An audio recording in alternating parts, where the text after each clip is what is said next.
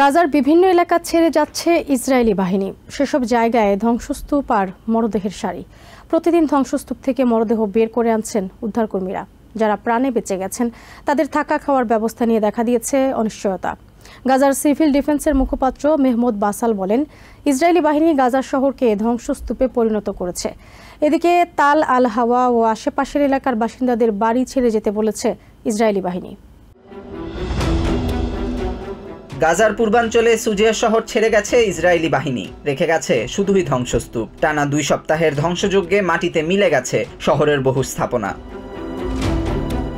Israeli বাহিনী চলে যাওয়ায় শহরটিতে আবার ফিরেছেন বাসিন্দারা। ধ্বংসস্তূপের মধ্যে খুঁজছেন ফেলে যাওয়া প্রয়োজনীয় জিনিসপত্র।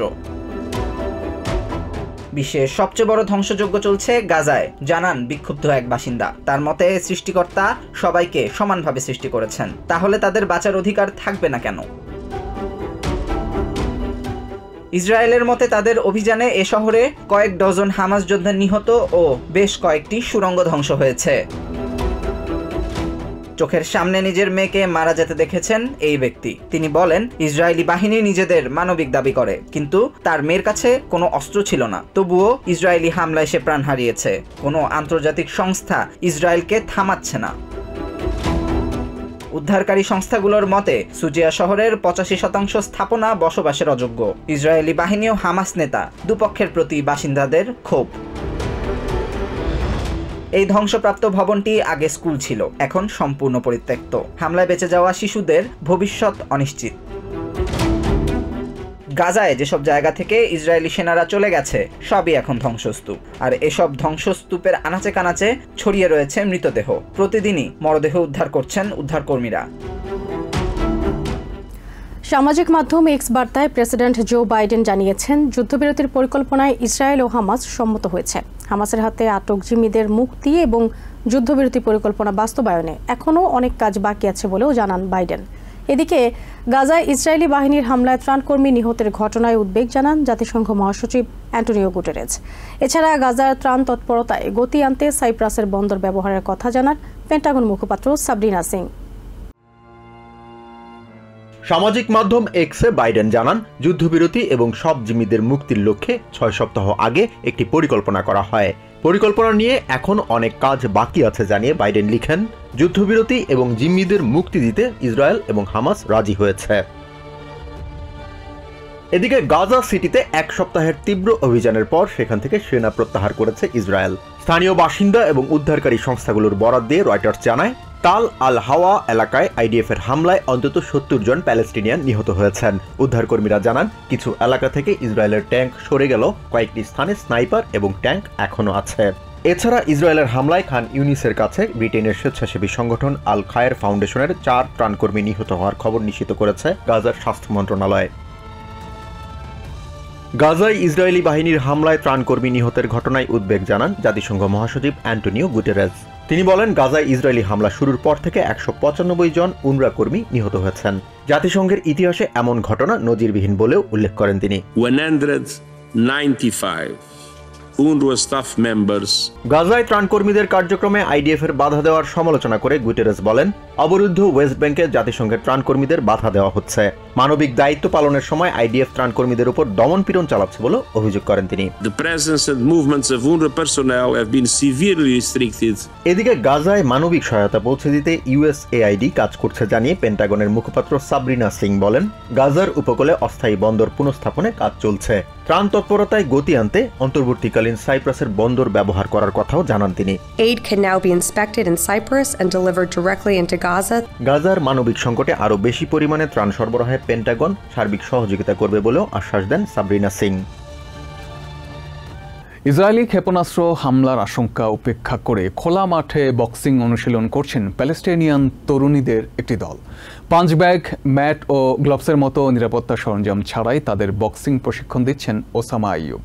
তিনি বলেন, একসময় তাদের কাছে বক্সিং শেখার সব উপকরণই ছিল, তবে ইসরায়েলি বাহিনীর হামলায় সব ধ্বংসের পর ঝুঁকি নিয়ে তাদেরকে প্রশিক্ষণ দিতে হচ্ছে বলে জানান ওসামা। আশ্রয় কেন্দ্রের খোলা মাঠে বক্সিং শিখছেন প্যালেস্টিনিয়ান তরুণীরা। এর আগে ক্লাবের মধ্যে তারা বক্সিং শিখলেও তাদের ক্লাবটি ধ্বংস করে দেয় ইসরায়েলি বাহিনীরা। ইসরায়েলি সেনারা আমাদের বক্সিং করার সব সরঞ্জাম ধ্বংস করে দিয়েছে। আমরা এখন খালি হাতেই বক্সিং অনুশীলন করছি। বক্সিং অনুশীলন করতে আসা তরুণীরা জানান পাঞ্চ ব্যাগ, ম্যাট ও গ্লাভসের মতো নিরাপত্তা সরঞ্জামও নেই তাদের কাছে। ক্যাম্পের খালি জায়গায় ঝুঁকি নিয়েই বক্সিং অনুশীলন করছে তারা। তবে বিলসান আয়ুব নামের এই তরুণী তার মানসিক চাপ কমাতে ঝুঁকি উপেক্ষা করেই সেখানে বক্সিং শিখছেন, আর তাকে প্রশিক্ষণ দিচ্ছেন উসামা আয়ুব। তিনি জানান এই তরুণীদের মধ্যে বক্সিং শেখার প্রচুর আগ্রহ আছে। তারা বেশ তৃপ্তি নিয়েই বক্সিং শিখছেন বলে জানান উসামা। তিনি বলেন প্রথম দিকে তাদের মধ্যে যুদ্ধের ভয় লক্ষ্য করা গেলেও এখন তারা বেশ সাহসী। ওসামা আরও জানান এই তরুণীরা বেশ শক্তিশালী। একসময় তাদের বক্সিং শেখার সব উপকরণই ছিল, সবকিছু ধ্বংসের পর এখন ঝুঁকি নিয়ে তাদের প্রশিক্ষণ দিতে হচ্ছে। এদিকে প্যালেস্টিনিয়ান কর্মকর্তারা জানায় চলতি সপ্তাহে গাজায় একটি সকার ম্যাচ চলাকালে ইসরায়েলের ক্ষেপণাস্ত্র হামলায় অন্তত 29 জন মারা যায়। তবে যুদ্ধ শেষ হলে একদিন আন্তর্জাতিক পর্যায়ে বক্সিং টুর্নামেন্টে অংশ নেয়ার আশা নিয়ে এভাবেই অনুশীলন চালিয়ে যাচ্ছেন বিলসান। সাবেক প্রেসিডেন্ট ডোনাল্ড ট্রাম্পের আপত্তি নেটোর জন্য কোনো হুমকি তৈরি করবে না বলে মনে করেন জোটের সেক্রেটারি জেনারেল ইয়েন্স স্টলটেনবার্গ। MSNBC-কে দেয়া এক সাক্ষাৎকারে তিনি কথা বলেন ইউক্রেনের সদস্যপদ পাওয়ার বিষয়ে। ইউক্রেনকে সহযোগিতার বিষয়ে রাশিয়ার আপত্তিকর কোনো গুরুত্ব নেই বলেও মনে করেন তিনি। তবে আমেরিকার রাজনীতিতে বাইডেন ট্রাম্পের দ্বৈরথের বিষয়টি দেশটির অভ্যন্তরীণ বিষয় হওয়ায় এ বিষয়ে কোনো মন্তব্য করা থেকে বিরত থাকেন তিনি।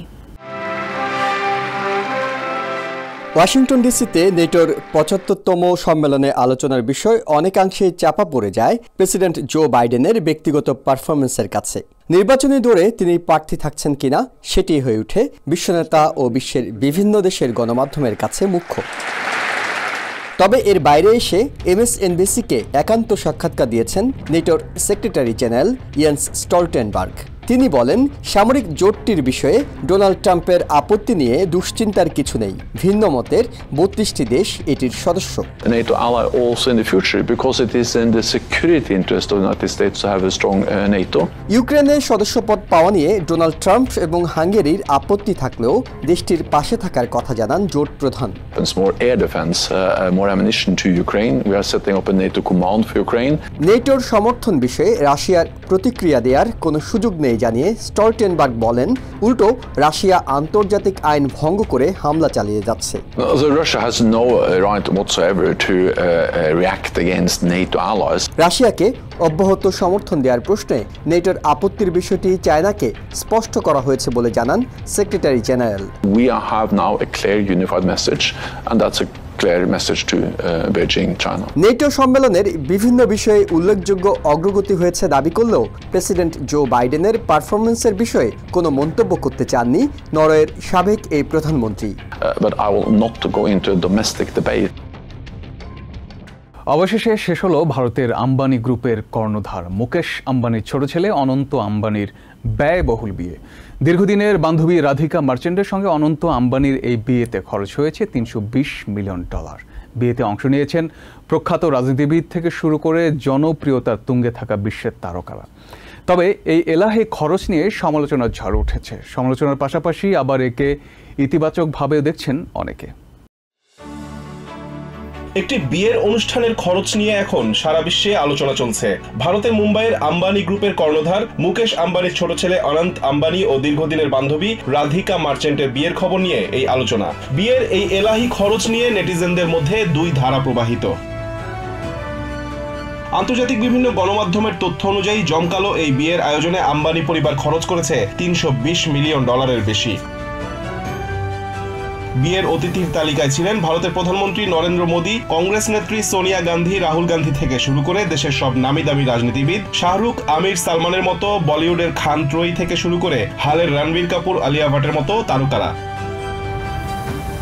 আবার আম্বানি পরিবার নিজেরাই আইপিএল ফ্র্যাঞ্চাইজি মুম্বাই ইন্ডিয়ান্সেরও মালিক। এই কারণে রোহিত শর্মা ও তার বহু সতীর্থ আসর আলোকিত করেছেন। 4 মাস আগে এই বিয়েরই প্রাক বিবাহ অনুষ্ঠানে গান গেয়েছেন পপ তারকা রিয়ানা। গত সপ্তাহে সঙ্গীত অনুষ্ঠানে গান গাইতে দেখা গেছে জাস্টিন বিবারকে। গত জুন মাসে বিয়ে উপলক্ষে আম্বানিরা তাদের খাস অতিথিদের নিয়ে ভূমধ্যসাগরে এক লাক্সারি ক্রুজে বেরিয়েছিলেন। সেখানেও পারফর্ম করেছেন গায়িকা Katie peri, band backstreet boys বা আন্দ্রিয়া বোচেলির মতো তারকারা।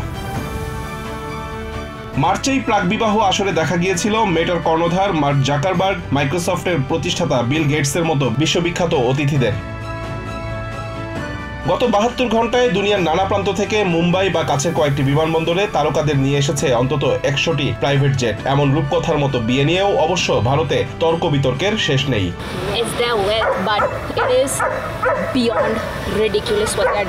যে দেশে মানুষ এখনো ভালোভাবে খেতে পারে না, সেই দেশে ছোট ছেলের বিয়েতে এভাবে টাকা খরচ করে মুকেশ আম্বানি ঠিক করেছেন কিনা তা নিয়ে পুরোপুরি দ্বিধাবিভক্ত ভারতের সমাজ। সমালোচনার পাশাপাশি অনেকেই আবার সমর্থনও করছেন। তাদের দাবি, বিয়েতে বিপুল ব্যয়ের কারণে দেশের অর্থনীতিতেই এর ইতিবাচক প্রভাব পড়েছে।